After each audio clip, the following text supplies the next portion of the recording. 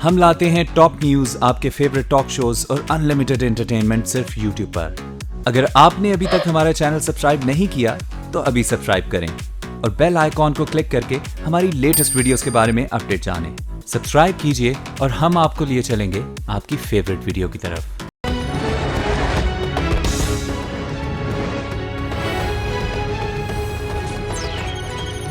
जी अस्सलाम वालेकुम। प्रोग्राम में सबसे पहले बात करेंगे नकीब महसूद के कत्ल के हवाले से, जिसका अब सो मोटो ले लिया है चीफ जस्टिस ऑफ पाकिस्तान ने।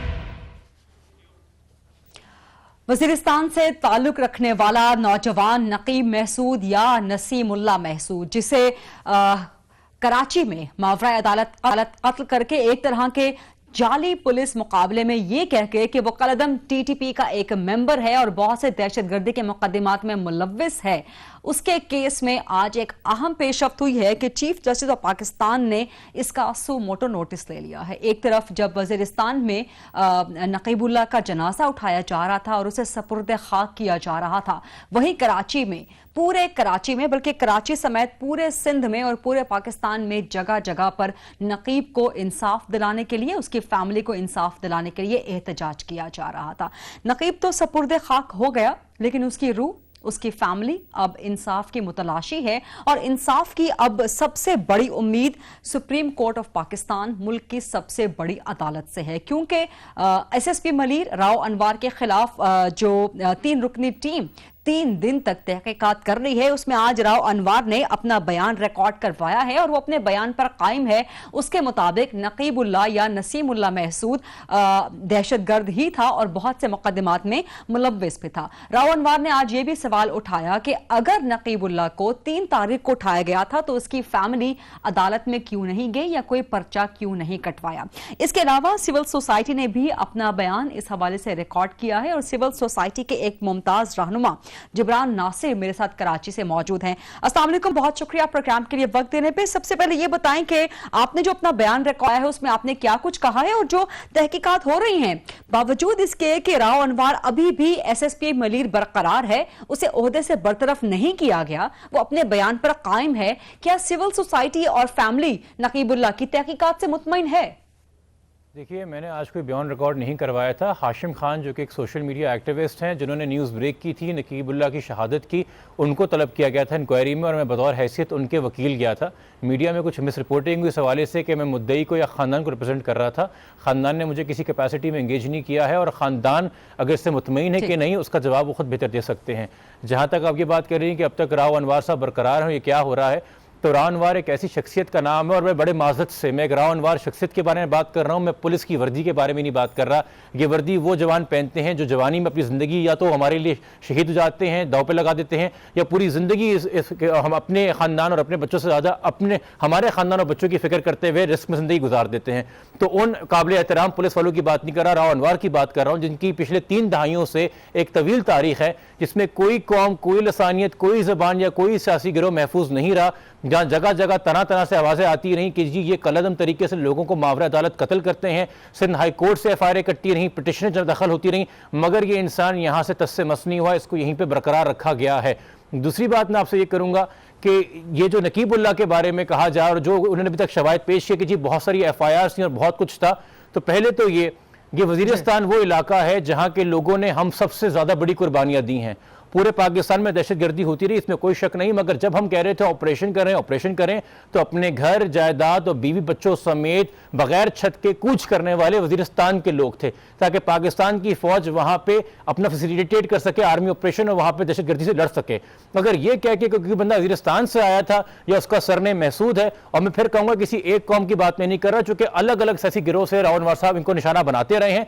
और नकीबुल्लाह एक तरफ राव अनवार की एक पुलिस अफसर की इंटेलिजेंस है कि ये टीटीपी के लिए काम करता था, 2014 की आज एक एफआईआर लेके आगे के देखे, इसमें एक नकीबुल्लाह नाम इंसान का जिक्र है कि वही इंसान है, और ये 2009 के अंदर मिलिट्री कॉन्वॉयस पे अटैक कर रहा था, जो रिपोर्ट जमा कराई राव अनवार साहब ने।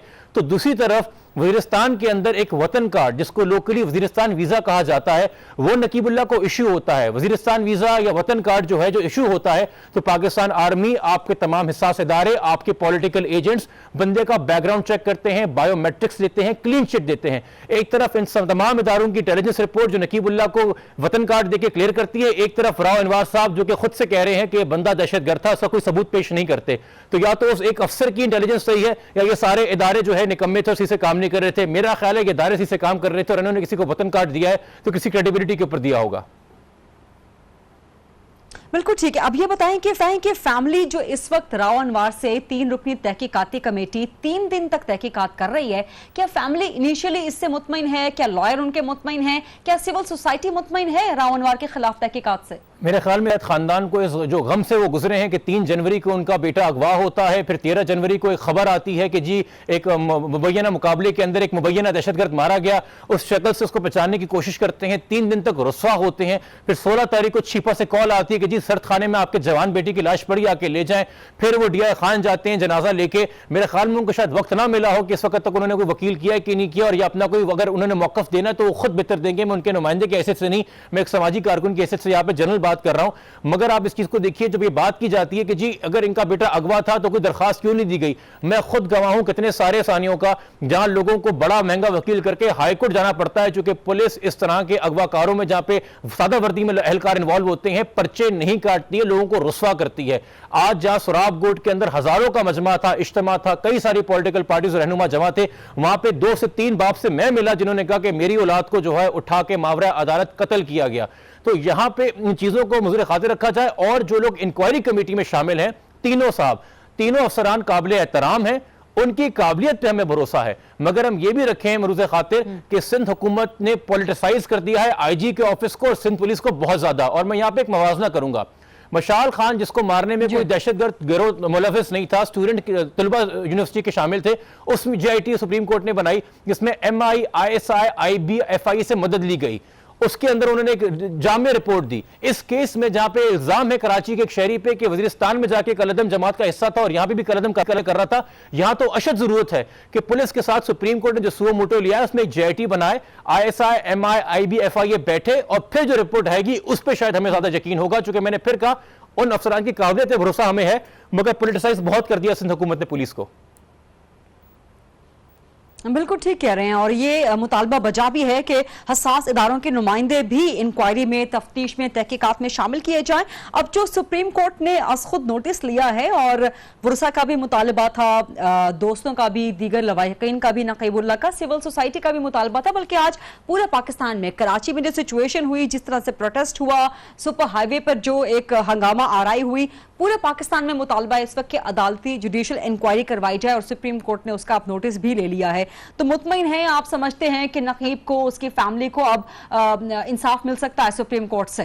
जबकि हम देख रहे हैं जिब्रान, हम देख रहे हैं कि आपकी ही वो पिटीशन है शाजिया कत्ल केस में, वो भी सुप्रीम कोर्ट ने सुनवाई के लिए उठाई हुई है। इंतजार का एक केस है, मशाल के केस की आपने खुद बात की, देन अब ये वाला नकीब का केस। मैं आपको फिर सालों से गरीदा जर्नलिज्म कर रही हैं, कभी हम मशाल के लिए जमा होते हैं, कभी अस्मा के लिए जमा होते हैं, कभी ज़ैनब के लिए जमा होते हैं, कभी इंतज़ार के लिए जमा होते हैं, कभी जाफर ज़ुबैरी के लिए जमा होते हैं, कभी शाहजेब खान के लिए जमा होते हैं, कभी आज हम नकीबुल्लाह के लिए जमा हुए हैं। और सवाल ये होता है कि जी इंसाफ के मुतलाशी हैं, ये नौजवानों को, बच्चों को जिंदा रखने क्यों नहीं देते? हम मवाक़े के मुतलाशी क्यों नहीं हैं? हम बेहतर मुस्तकबिल के मुतलाशी क्यों हैं? क्यों सिर्फ हम जनाजे उठा के इंसाफ के मुतलाशी हैं? सबसे बड़ा इशू तो ये है कि जो मर गया, आप जो इंसाफ मांग रहे हैं ना खानदान, वो जान के मुकाबले में बहुत छोटी चीज़ है। जो 3 बच्चे यतीम कर दिए गए इस मावरा अदालत कत्ल के तहत, उनका मुस्तकबिल का सवाल देखिए कि एक जगह नकीबुल्लाह का पैगाम आता है दोस्तों से बात करते हुए कि मेरी ख्वाहिश है कि मेरा नन्ना 2 साल का बच्चा बड़े होकर आर्मी में जवान बने।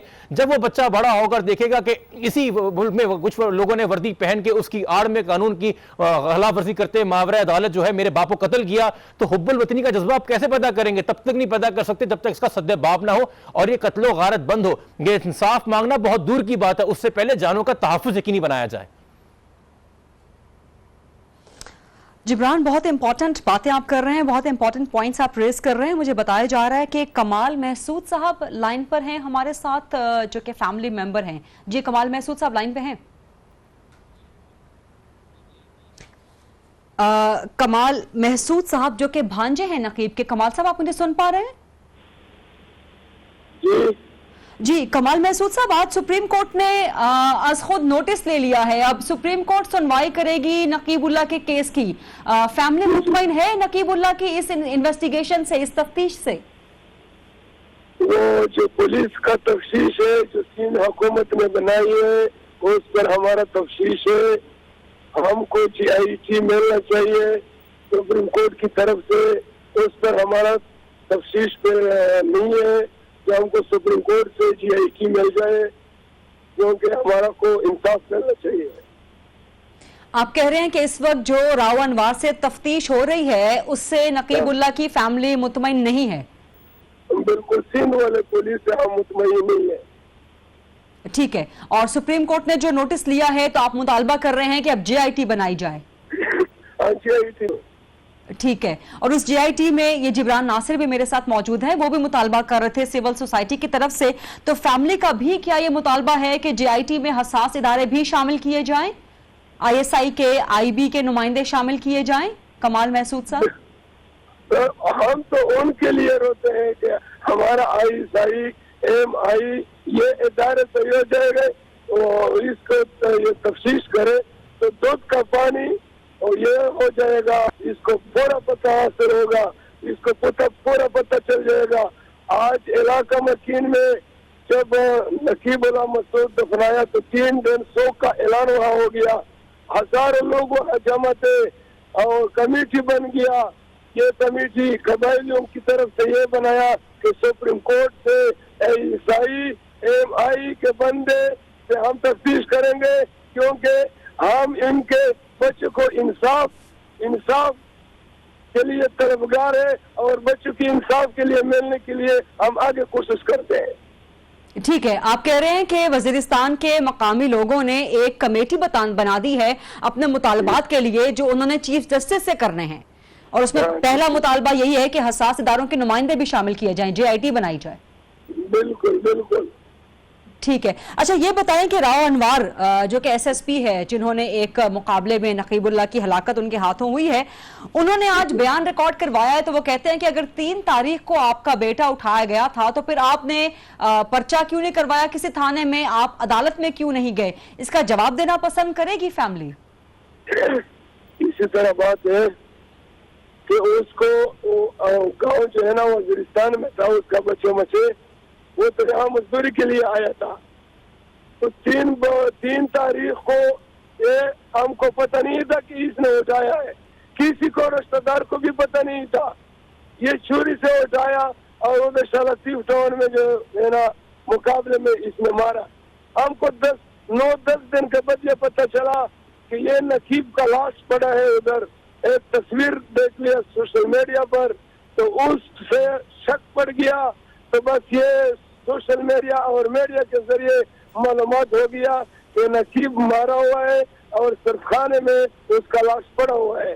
पहले से हमको ये पता नहीं था कि नकीब इसने उठाया है। अगर ऐसा पता होता था तो हम कोर्ट में पिटीशन जमा करता। ठीक है कमाल महसूद साहब, बहुत शुक्रिया हमसे बात करने के लिए। जिब्रान, आप कुछ ऐड अप करना चाहेंगे एट द एंड? सारी बातें आपने कमाल महसूद। मुझे दोबारा ये ऐड करना चाहूँगा कि एक बहुत ही बड़ी तशवीश की बात यह है कि अभी भी इस वक्त भी SSP मलीर जो हैं वो राव अनवार हैं।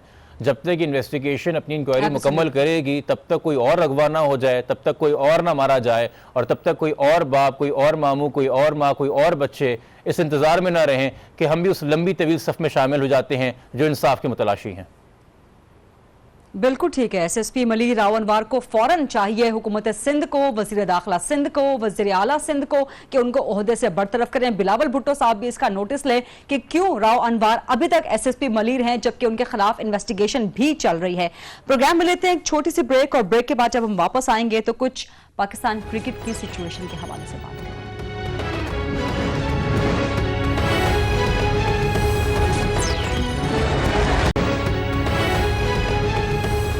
जी welcome back after the break. और अब बात करेंगे पाकिस्तान क्रिकेट की इंतहाई बुरी हालत के हवाले से। न्यूजीलैंड में 5-0 से व्हाइट वॉश हुआ है कीवीज के हाथों। न्यूजीलैंड ने होम ग्राउंड में पाकिस्तान की वो दुर्गत बनाई है जो पाकिस्तान के लिए इंतहाई शर्मिंदगी का बाइस है। वो पाकिस्तान की क्रिकेट टीम जो हाल ही में चैंपियंस ट्रॉफी जीत के पूरी दुनिया पे अपनी धाक बिठा चुकी थी कि एक ऐसी टीम जो बिल्कुल दीवार से लगा दी जाए, जिसको बिल्कुल कॉर्नर कर दिया जाए, तो वो किस तरह से शेरों के मानिंद अपने मुखालिफिन पे झपटती है। वही पाकिस्तान की चैंपियन टीम कीवीज के सामने बिल्कुल भीगी बिल्ली बन के रह गई। 1 नहीं, 2 नहीं, 3 नहीं, 4 नहीं, पूरे 5 मैचेस में न्यूजीलैंड के हाथों इंतहाई बदतरीन शिकस्त का सामना करना पड़ा और रिजल्ट तो उस वक्त वाज़ेह हो गया था जब तीसरा मैच भी न्यूजीलैंड के हाथों गंवा दिया था। लेकिन पाकिस्तानी शायकीन को, पाकिस्तानी कौम को इतनी तवक्को जरूर थी कि कम से कम उनकी महबूब पाकिस्तान क्रिकेट टीम उनकी थोड़ी सी लाज रख लेगी और आखिरी 2 मैचेस कम से कम जीत कर शिकस्त का गम थोड़ा सा कम कर देगी। लेकिन इंटेंसिटी बिल्कुल कम नहीं हुई। न्यूजीलैंड ने एक तरह से तारीखी व्हाइट वॉश किया है, क्योंकि इससे पहले 2000 में यानी कि आज से तकरीबन 8 साल पहले न्यूजीलैंड ने यह एजाज हासिल किया था कि व्हाइट वॉश किया हो किसी भी टीम को इस तरह से होम ग्राउंड पे, और वो वेस्ट इंडीज को किया था। और यह पाकिस्तान टीम का ही एजाज है कि उसने न्यूजीलैंड को एक बार फिर व्हाइट वॉश करने का मौका दे दिया है। अब आगे पाकिस्तान क्रिकेट टीम का मुस्तकबिल क्या होगा, इसी हवाले से बात करेंगे। मोइन खान हमारे साथ मौजूद हैं। अस्सलाम वालेकुम मोइन भाई, बहुत शुक्रिया प्रोग्राम के लिए वक्त देने पे। ये पाकिस्तान की चैंपियन टीम को जो शेरों की तरह खेलती थी, ये भीगी बिल्ली क्यों बन गई कीवीज के सामने मोइन भाई? वालेकुम अस्सलाम गरीदा। पाकिस्तान वर्सेस न्यूजीलैंड आज न्यूज की स्पेशल ट्रांसमिशन, बल्कि स्पेशल प्रोग्राम है बिहाइंड द विकेट, उसमें 11 से 12 बजे देख सकेंगे। मोइन भाई, हम भी आपको देखेंगे हमारे प्रोग्राम के लिए। फिलहाल आपका बहुत शुक्रिया। Let's take a short break, और ब्रेक के बाद जब वापस आएंगे तो एग्जैक्ट डिग्री स्कैंडल के हवाले से बात करेंगे। स्टे विद अस।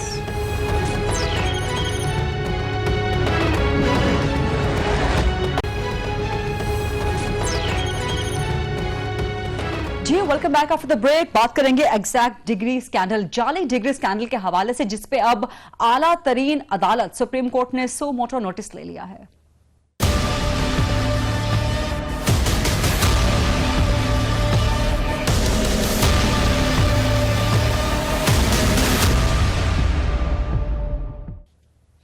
पिछले 3 साल से पाकिस्तान में चलने वाला मामला एग्जैक्ट का जाली डिग्री का स्कैंडल, जिसपे बहुत से छापे भी पड़े, एग्जैक्ट के ऑफिस को बंद भी किया गया, FIA की कार्रवाई भी हुई, ओनर शुएब शेख के खिलाफ कार्रवाइयां भी हुई, काफी सख्त कार्रवाइयां हुई, जेल की हवा खानी पड़ी उनको। लेकिन इन सब के बावजूद शुएब शेख दोबारा रिहा भी हो गए और एग्जैक्ट के स्कैंडल का कुछ पता नहीं चला कि कार्रवाई कहां तक पहुंची, ये कार्रवाई इनिशिएट क्यों हुई थी, अगर गलत इनिशिएट हुई थी तो फिर खत्म क्यों हो गई, और अगर सही थी तो भी खत्म क्यों हो गई।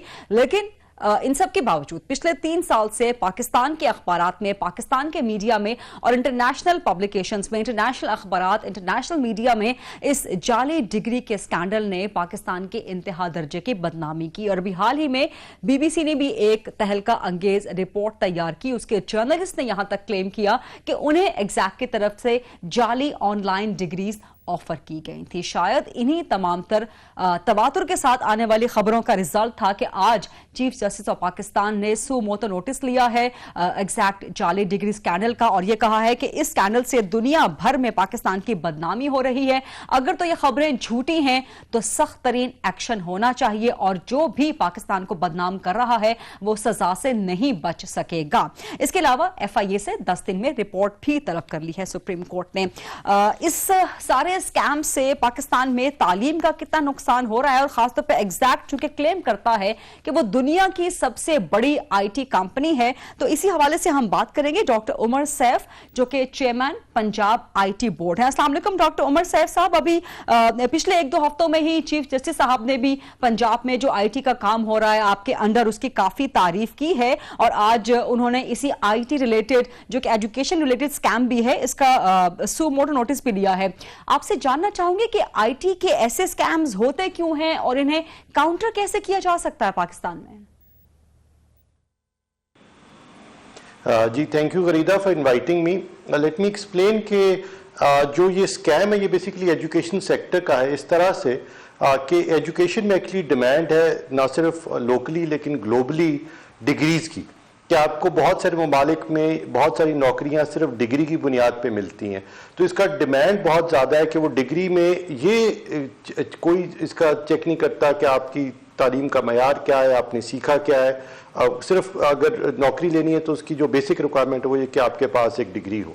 तो क्योंकि इसकी डिमांड एग्जिस्ट करती है तो इसलिए ये भी और इस तरह की और कंपनीज भी दुनिया में ये पेपर मिल्स रन करती हैं। पेपर मिल्स का मतलब ये है कि ये इसकी आड़ में कि आपको डिस्टेंस एजुकेशन के जरिए डिग्री मिल जाएगी, जिसमें आप घर बैठे कुछ लेसन्स ले लें, घर बैठे कंप्यूटर पे कुछ टेस्ट दे दें तो आपको उसकी डिग्री मिल जाएगी। ये वो नहीं जो कि जिसको मूक्स कहते हैं, जो वाकई ऑनलाइन या डिस्टेंस एजुकेशन, लेकिन उसकी आड़ में इस तरह के काम किए जाते हैं। तो इंटरनेट पे बहुत सारी इस तरह की वेबसाइट्स हैं जो दिखने में लेजिट लगती हैं, लगता है बाकी कोई यूनिवर्सिटी है, वहाँ पे आप कोर्स में इनरोल करते हैं, आपको एक कॉल एजेंट की कॉल आती है, वो आपसे पूछता है, आपसे सवालात लेता है, आपको इनरोल करता है, आपसे पेमेंट वसूल करता है और 2-3 माह के बाद आपको एक डिग्री दे दी जाती है।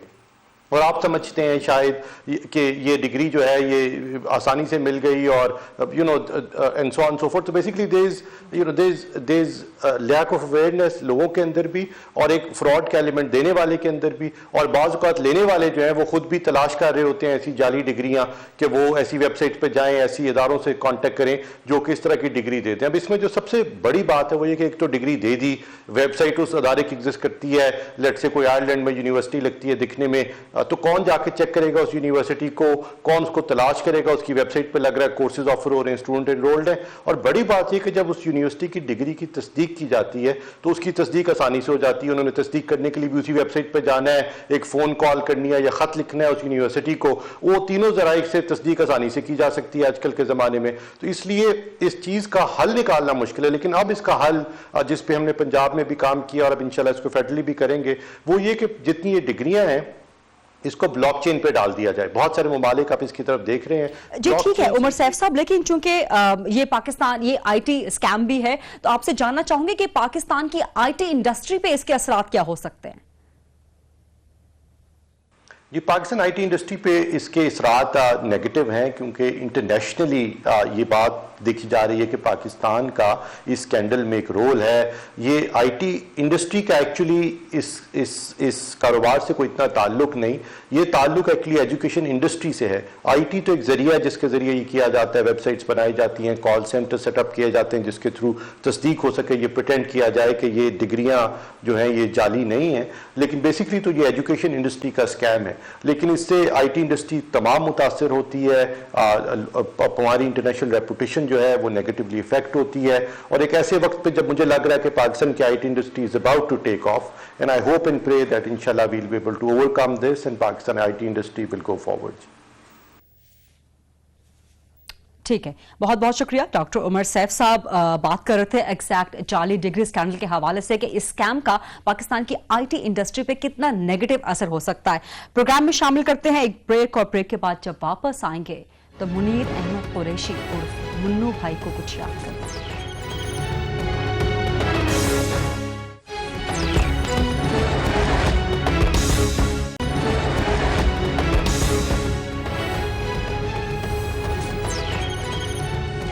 और अब प्रोग्राम के आखिर में कुछ यादें मुन्नू भाई की।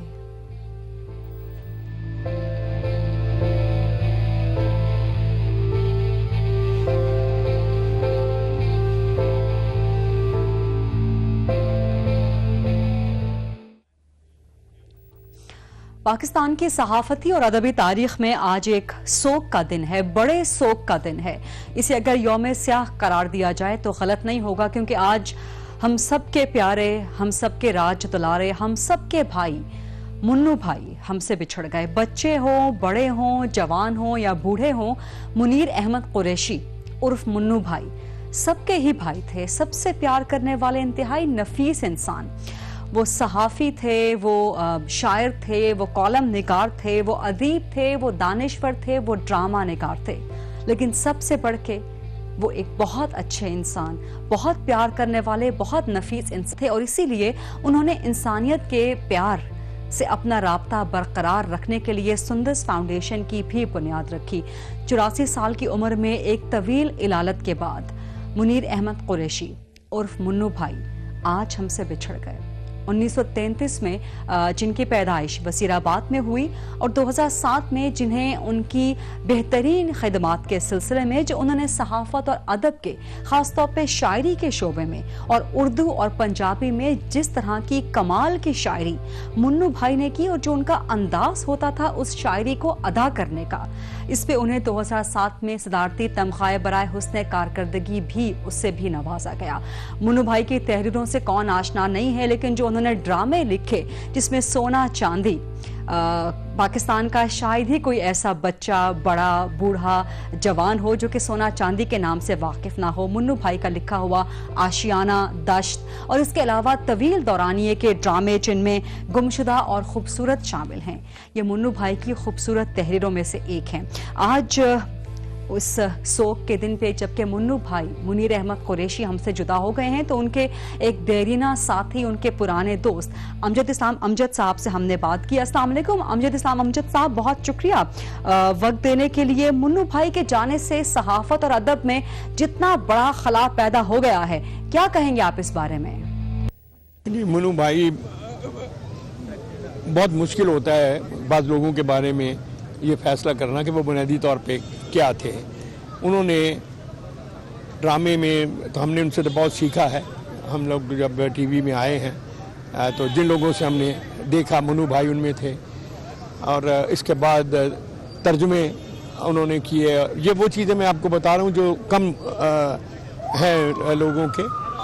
तो उन्होंने सारी ज़िंदगी मैं समझता हूँ कि अपने कलम से इंसानियत की खिदमत की, अदब की खिदमत की, अपने मुआशरे की खिदमत की और सब लोगों के साथ सब लोगों को एक ऐसी मोहब्बत दी कि वाकई लगता था कि अहमद नदीम काश साहब ने जो उनका नाम मुन्नू भाई रखा था वो वाकई वो सबके भाई थे। मुन्नू भाई अलविदा। आखिर में यही कहा जा सकता है कि मुन्नू भाई दियां सत्ता खैरा।